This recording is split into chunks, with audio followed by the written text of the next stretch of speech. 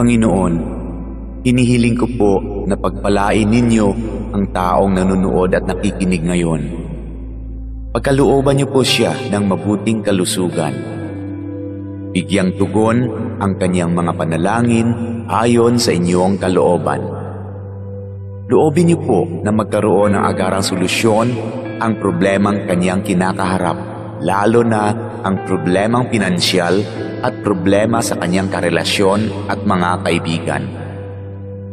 Ilayo niyo po siya sa tukso na kasalanan at lahat na uri ng kapahamakan. Panatilihin niyo po sa kanyang puso ang pagkakaroon ng malasakit at pagmamahal sa kapwa, katulad ng kanyang pagmamahal sa inyo na aming iisang Diyos. Ito ay aking hinihiling sa pangalan ni Jesus. Amen.